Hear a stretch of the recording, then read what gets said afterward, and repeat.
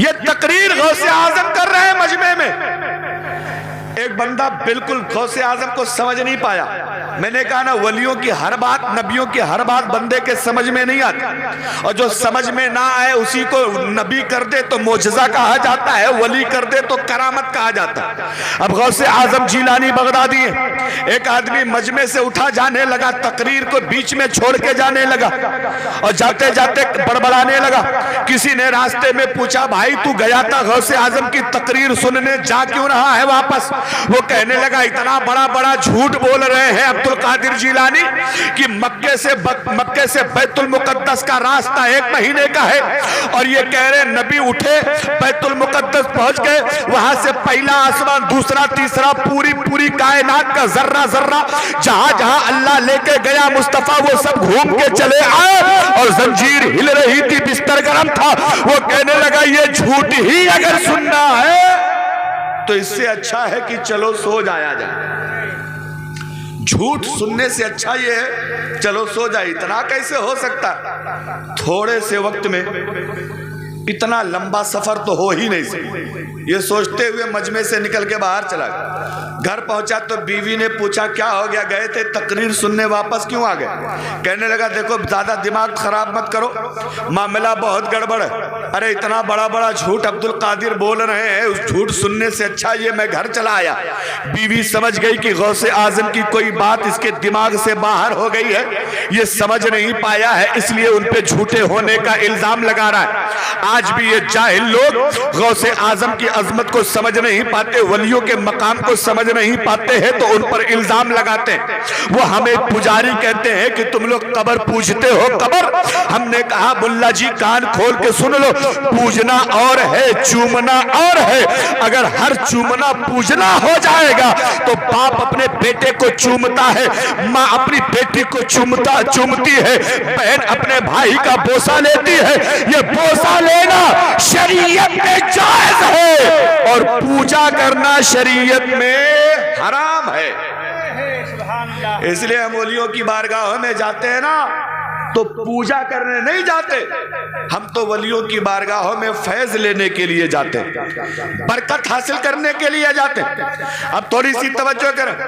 बीवी कहने लगी, अच्छा एक बात बताओ, आज मौसम बड़ा सुहाना है, कुछ अच्छा पकाया जाए, कुछ अच्छा खाया जाए। शौहर कहता, अच्छा रुको मैं बाजार जाता हूँ, बाजार से जाके मैं मछली लेकर आता हूँ। बाजार चला गया, मछली लेकर आया, बीवी को मछली दे दिया और कहा मछली पकाओ, तब तक मैं दरिया में गुस्ल करके आता हूँ। तवज्जो रखना, गौसे आजम से पंगा लिया है, बड़े पीर पे झूठे होने का इल्जाम लगाया है, अल्लाह के वली की बारगाह में गुस्ताखी करी है, उनकी तकरीर बीच में छोड़ के उन पे झूठ बोलने का इल्जाम लगा के जा रहा है। बीवी को मछली खरीद के लाके दिया, फिर उसके बाद दरिया में चला गया है नहाने के लिए।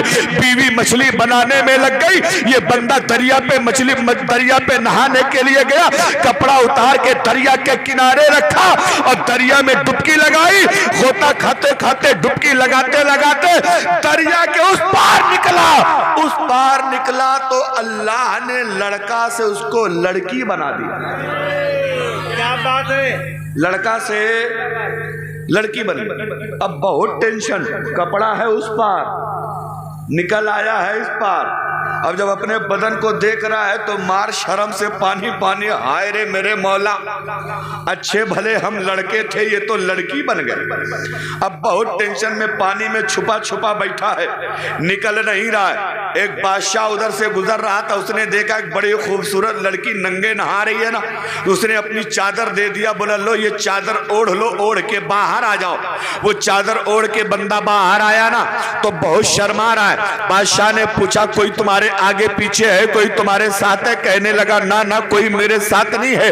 अब बादशाह ने मौका गनीमत समझा, खूबसूरत लड़की है, उठा के घोड़े पे बैठाया, लेके 9-11 हो गए। नारे तकबीर, नारे रिसालत, मसलके आला हजरत अल्लामा मुफ्ती रफीक आलम साहब किबला, नारे तकबीर, नारे रिसालत। सुभान अल्लाह। देखिए हजरत बड़ी सादगी के साथ और बड़ी संजीदगी के साथ आपके दरमियान तशरीफ़ ले आए। इंशाअल्लाह मेरी तकरीर के फ़ौरन बाद हज़रत की तकरीर होने। घबरा तो नहीं रहे ना आप लोग? ज़ोर से बोलो, घबरा तो नहीं रहे हो ना? एक बार और ज़ोर से बोलो, घबरा तो नहीं रहे हो ना? हज़रत की तकरीर सुनेंगे। ये जो यूट्यूब का जमावड़ा लगा है ना, ये हज़रत की वजह से लगा। हाँ, समझ रहे हैं? ये एक सच्चाई है। और सच बताओ, टेक्नोलॉजी हो तो उसका इस्तेमाल होना चाहिए, लेकिन इसका इस्तेमाल सही होना चाहिए। यूट्यूब वालों से कभी कभी बहुत डर भी लगता है। मजाक नहीं कर रहा, मुफ्ती सलमान अजहरी को जेल पहुंचाने वाले यूट्यूब ही वाले। हाँ, सही बता रहे। वो इतनी छोटी सी क्लिप ना जाने कितने पहले की थी, उसको काट के हजरत वायरल किया बाद में। और सोशल मीडिया का ज़माना है, हुकूमत हमारे खिलाफ है, ये सब आप लोग जानते हैं। लेकिन मैं यूट्यूब वालों से ख़ास तौर से गुजारिश करता हूँ, ठीक है आप अपना काम कर रहे करिए, लेकिन उलमा की इज़्ज़त का, मुफ्तियों की इज़्ज़त का, वक़ार का भी ख्याल रखना बहुत ज़रूरी है। पैसा थोड़ा सा कम कमाइए चलेगा, लेकिन आपकी वजह से कोई मुसीबत में पड़ जाए, इसका आप मैदान क़यामत में कोई जवाब नहीं दे पाएंगे। इसलिए अपने आप को सुरक्षित रखिए और दूसरों को सुरक्षित रखिए। मुस्तफ़ा जान रहमत फरमाते हैं, अच्छा इंसान वो है जिसकी ज़बान से, जिसके हाथ से किसी मुसलमान को तकलीफ ना पहुँचे। बेहतरीन इंसान वो है कि बेहतरीन इंसान वो है जिसके हाथ से भी मुसलमान सलामत रहे, जिसकी बात से भी मुसलमान सलामत रहे। तो हमारा आप सबको सलामत रहना चाहिए। दुआ करें कि अल्लाह ताला हजरत को भी सलामती अता फरमाए। अब पूरा मजमा जरा जोर से कह दे सुभान अल्लाह। तवज्जो है। उस पार निकला, लड़की बन गया, राजा ने उठाया, घोड़े पे बैठाया, लेके 9-11। अब वो बहुत टेंशन में पड़ा, हाय रे मेरे मौला, मैं अच्छा भला लड़का था, लड़की बन गया। और वो भी लड़की बना तो भी राजा उठा के लेके भाग आया है, अपने महल में लेके आया। राजा ने कहा कब तक इसको रखा जाए, लाओ क्यों ना इससे निकाह ही पढ़ा लिया जाए। अब राजा ने देखा बड़ी खूबसूरत लड़की है, निकाह पढ़ा लिया। अब वो निकाह एक तरफ तो कह रहा हाँ निकाह की इजाजत है, लेकिन दिल ही दिल में ख्याल आ रहा है परवरदिगारे आलम, कभी मैंने कहा था कबूल है, आज मुझे अपने निकाह के लिए दूसरे को अपने निकाह में लाने की इजाजत देनी पड़ रही है। तकरीबन 12 साल वो बंदा राजा के निकाह में रहा और उसके 8 बच्चे पैदा हुए। 8 बच्चे। जितनी बार बच्चे पैदा होते थे, दिल ही दिल में सोच सोच के बिल्कुल मरा जा रहा है, हाय रे मेरे मौला, बड़ा गजब हो गया। पहले मेरे नुत्फे से बच्चे पैदा होते थे, मेरी बीवी उसकी परवरिश करती थी, अब मुझे बच्चे पैदा करके खुद ही परवरिश करना पड़ रहा है। लेकिन तवज्जो करना, पंगा लिया था गौसे आजम से, पंगा लिया था पीराने पीर से, आंखें दिखाई थी रोशन जमीन को। हुजूर गौसे आजम की महफिल से उठ के गया था, झूठा होने का इल्जाम लगा रहा था। गौसे आजम ने जो कमाल दिखाया है, जरा तवज्जो करें। 12 साल का जमाना गुजर गया है, दूसरी बार फिर वो उसी दरिया में नहाने के लिए आया, और नहाने के लिए आया, आने के बाद कपड़ा उतार के फिर दरिया में डुबकी लगाया। लगाते लगाते उस पार पहुंचा तो जैसे पहले लड़का था, अल्लाह ने फिर उसको लड़का बना दिया, फिर लड़का बना दिया। अब बड़ी हैरत में पड़ गया, यार अजीब मामला। दरिया में डूब के उधर गया, लड़की बन गया। 12 साल रहा, 8 बच्चे पैदा किए, फिर दरिया में नहाने आए, फिर दरिया में इस पार निकले तो फिर लड़की से लड़का बन गए। अब देखा कि अच्छा 12 साल के बाद आया हूं, कपड़े उपड़े तो कहाँ सड़ गल गए होंगे। देखा तो कपड़ा सामने रखा है और जैसे रख के गया था अभी तक वैसे ही पड़ा हुआ।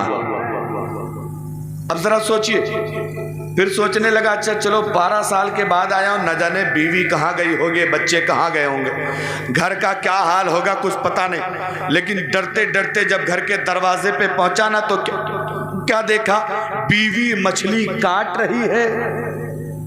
जो मछली दे के आया था, बीवी मछली काट रही है और उसकी छोटी बच्ची घर में झाड़ू लगा रही है, घर में झाड़ू लगा रही है, घर में झाड़ू लगा रही है। ये बंदा बीवी पे बिगड़ गया, कहा क्या तुम्हारा दिमाग खराब है? अरे मैं 12 साल के बाद आया हूं, अभी तक तुम मछली काट रहे हो। बीवी ने डांट के कहा चुप हो जाओ, मुझे तो लगता है कि तुम दरिया पे गए ही नहीं हो, रास्ते ही से लौट आए हो। अभी थोड़ी देर पहले तो तुम गए हो, इतनी जल्दी वापस आ गए हो। फौरन उसके दिमाग में गौसे आजम की बात आ गई, यार अल्लाह ताला जब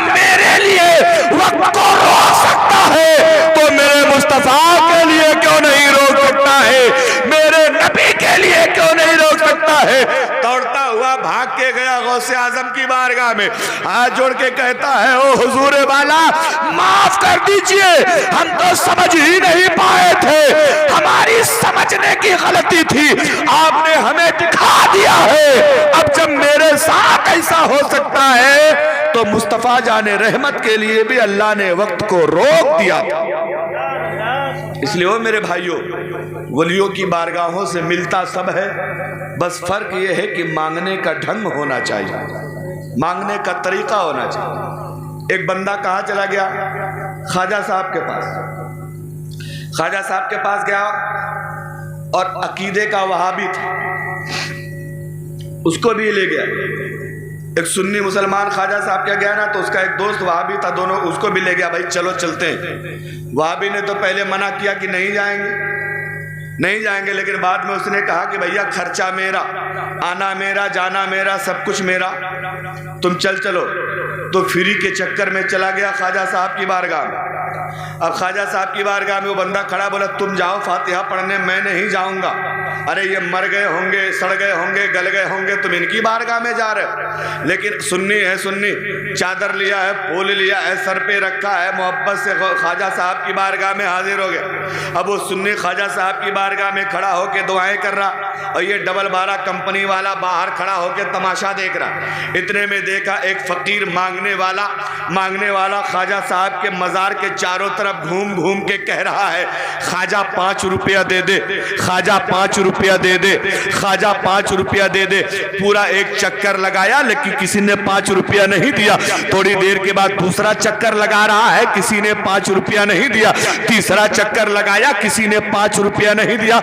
ये बेचारा जो सुन्नी के साथ गया था, वलियों को मानता नहीं था, इसने कहा यार ये ले 5 रुपया ले ले, मुझसे ले ले, ये बाबा मर गए हैं, इनसे मांगने की जरूरत नहीं है, इनको किसी चीज की ताकत नहीं है, ये तो खुद मोहताज है, ये तुम्हें कहां से देंगे। और जैसे इस बंदे ने उस फकीर को 5 रुपया पकड़ाया ना, तो फकीर ख्वाजा के दरबार की तरफ देख के कहता है, ख्वाजा साहब दिलवाया ऐसे से जो आपको मानता ही नहीं है, अरे मन्नत भी पूरी करा दी ऐसे से जो आपको मानता ही नहीं है।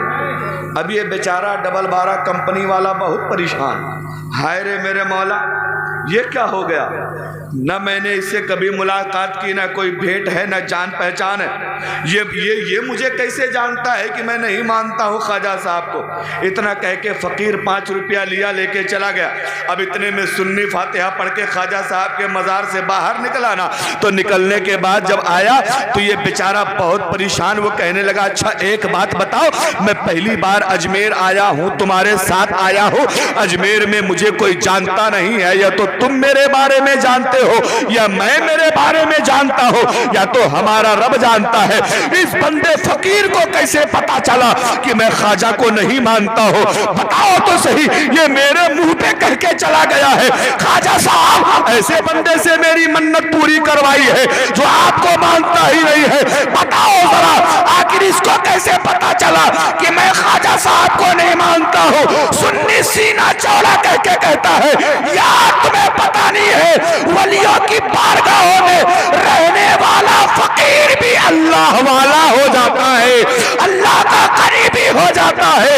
जब ये फकीर ऐसा है तो बताओ मेरा ख्वाजा कैसा होगा?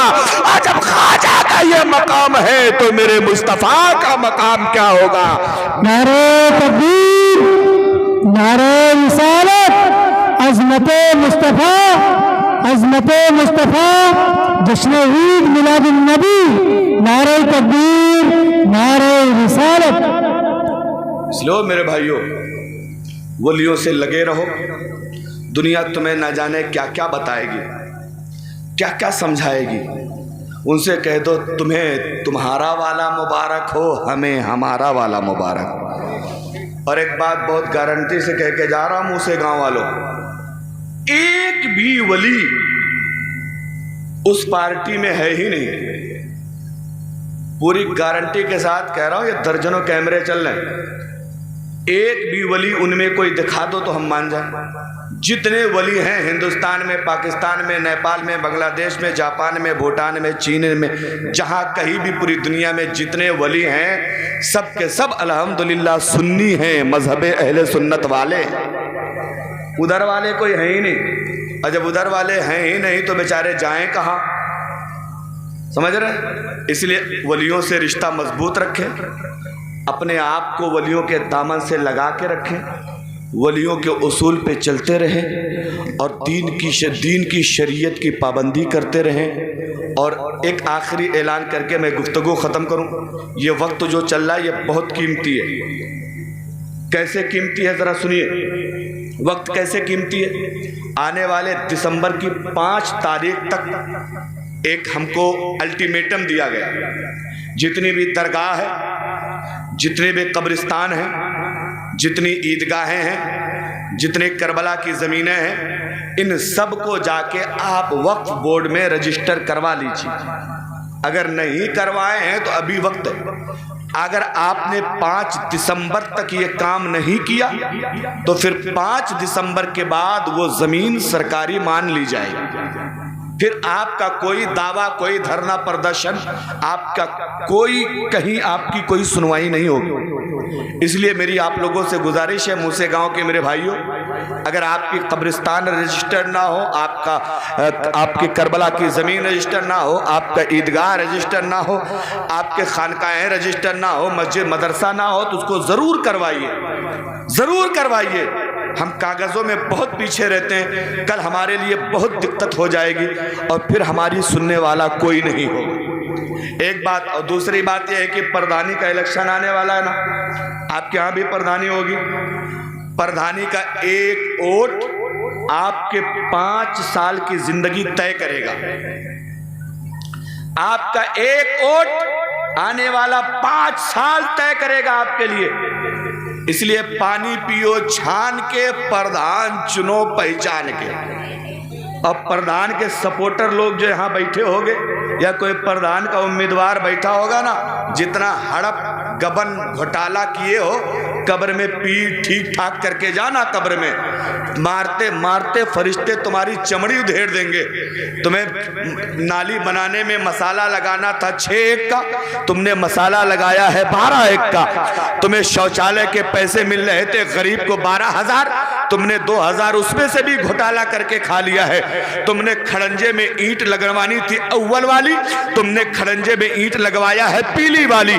तुमने आवास का पैसा गरीब को मिलना था 1,40,000, तुमने 10,000 उसमें रिश्वत का पहले ले लिया है।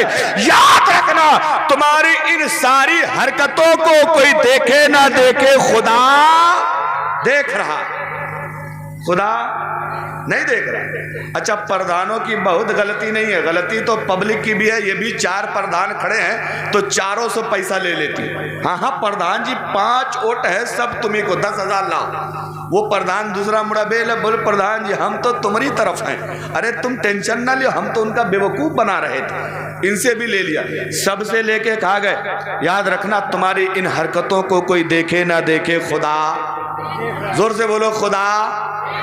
आप यहाँ बैठे हैं, बोल रहे हैं कि नहीं बोल रहे हैं, ये भी खुदा देख रहा। अब इसी आखिरी बात पे एक हदीस पाक सुना के मैं इंशाअल्लाह गुफ्तगू खत्म करता हूँ। सुने जरा, हजरत उमर हैं, मदीने के गवर्नर बने, मदीने के खलीफतुल मुस्लिमीन बने। जब मुसलमानों के खलीफा बने तो आपने मदीने में ऐलान कर दिया कि कोई भी बंदा मदीने में दूध में पानी नहीं मिलाएगा।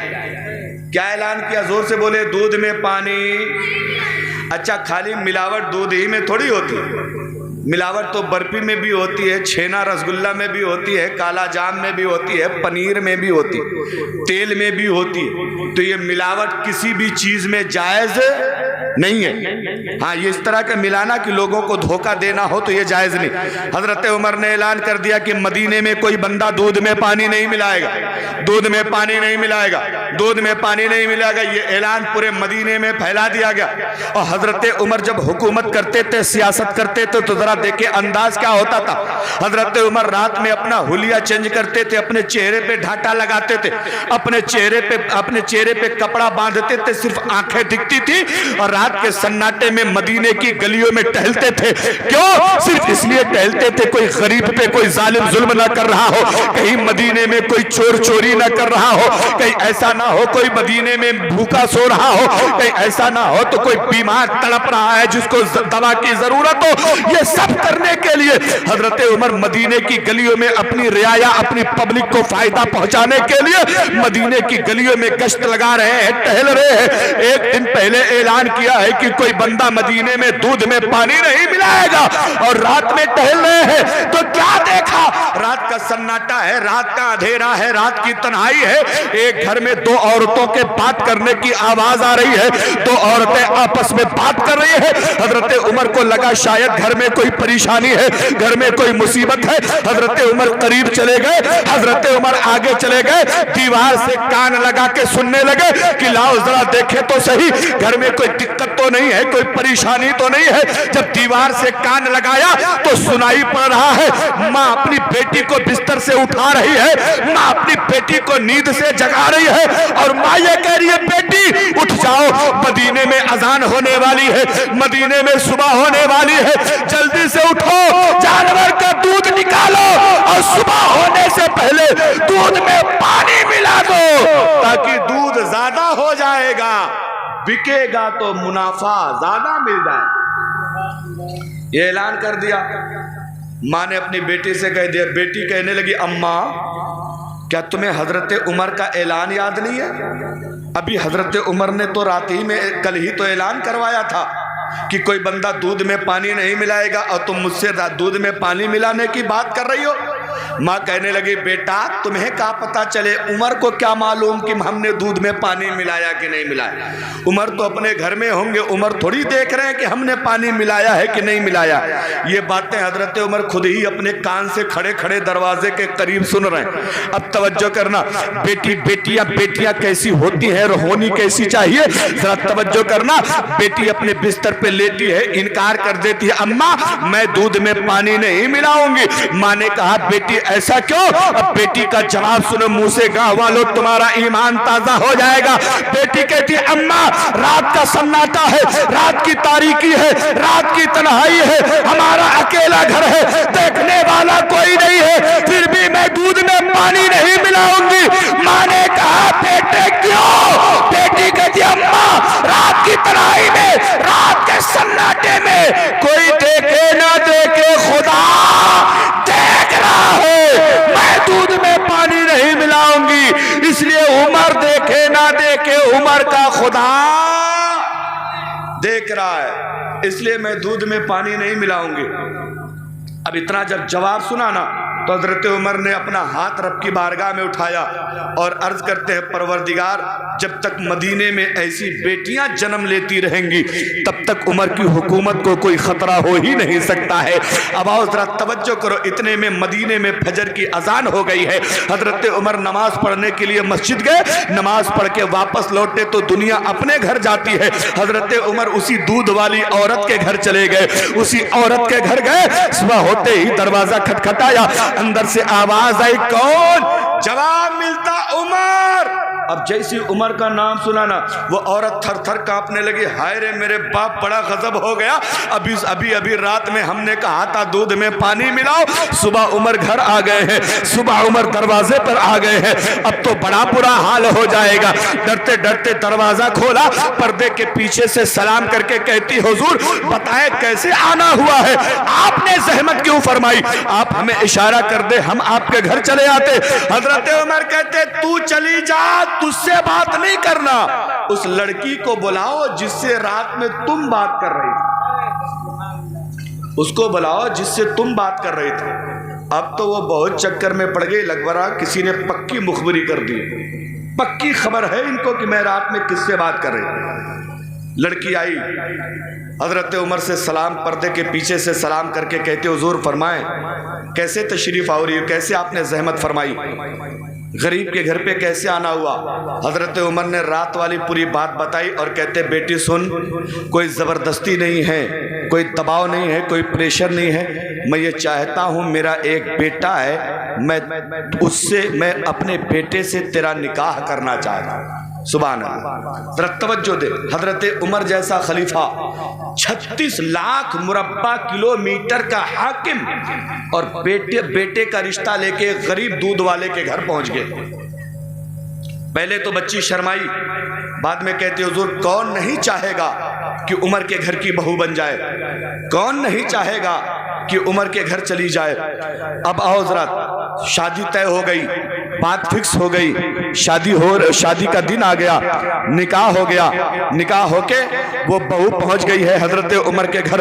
हजरत उमर के घर पहुंचने के बाद हजरत उमर ने कहा बेटी सुनो, आज से तुम मेरे घर की एक फर्द हो, आज से तुम मेरे घर की एक मेंबर हो, आज से तुम मेरे घर की एक बावकार खातून हो। अब तुम्हारा दो काम है, एक काम यह है कि जब मैं फजर की नमाज पढ़ के आऊं तो मुझे नाश्ता दे देना, और दूसरा काम यह है कि जब मैं हुकूमत की जिम्मेदारी संभालने के लिए जाने लगूं तब मेरे सामने आके इतना कहना अब्बा कोई देखे ना देखे खुदा, जोर से बोलिए खुदा, बस इतना ही कहना।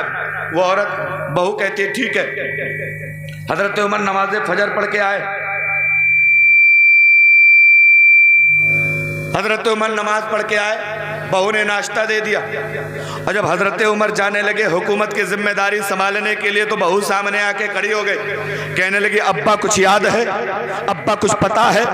कहने लगे, हजरत उमर कहने लगे बेटा मुझे याद नहीं है, बताओ क्या बात है। अब बेटी कहने लगी अब्बा सुनिए, अदालत की कुर्सी पे बैठने जा रहे हैं, हक को बातिल का फैसला करने जा रहे हैं, अल्लाह की दी हुई किताब के मुताबिक फैसला करने जा रहे हैं, मुस्तफा जाने रहमत की शरीयत को नाफिज करने जा रहे हैं। लेकिन अब्बा जान एक बात बहुत अच्छे से याद रखना है कि फैसला करने से पहले अपना पराया मत देखना, फैसला करने से पहले भाई पटीदार मत देखना, फैसला करने से पहले नातेदार रिश्तेदार मत देखना, फैसला करने से पहले अमीर गरीब मत देखना, फैसला करने से पहले अड़ोसी पड़ोसी मत देखना, फैसला करने से पहले मुसलमान गैर मुस्लिम मत देखना, बल्कि जब फैसला करने के लिए अदालत की कुर्सी पे बैठे, एक हाथ में रब का कुरान हो, दूसरे में मुस्तफा की हदीस हो, और फैसला करने से पहले अब्बा इतना जरूर सोच लेना, इस फैसले को कोई देखे ना देखे खुदा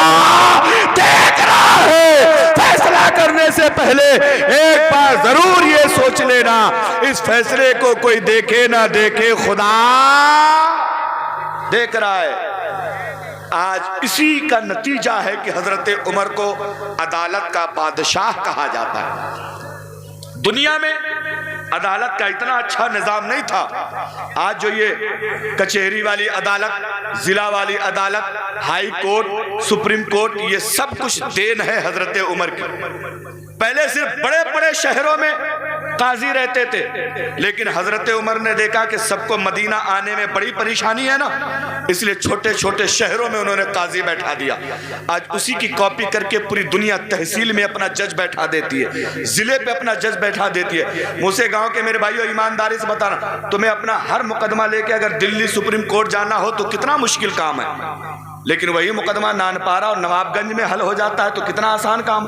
ये दुनिया को ये मिजाज देने वाले हजरत उमर है। अब थोड़ी सी तवज्जो करना, हजरत उमर है और हजरत उमर को भी ये बताया गया कोई देखे ना देखे खुदा, जोर से बोलो खुदा।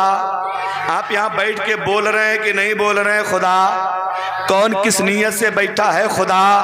कितने लोग गुटखा खा रहे हैं, कितने लोग वैसे बैठे हैं खुदा?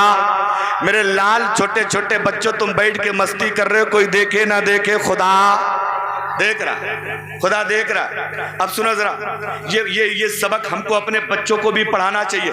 बच्चा छोटा हो, बेटी छोटी हो, बच्ची छोटी हो, हमें अपने बच्चों के दिमाग में ये बात डालना चाहिए, बेटा बकरी चराने के लिए खेत में, खलिहान में, जंगल में जा रहे हो, वहां जाने के बाद आम का बाग लगा है, आम का सीजन चल रहा है, किसी का आम मत तोड़ना।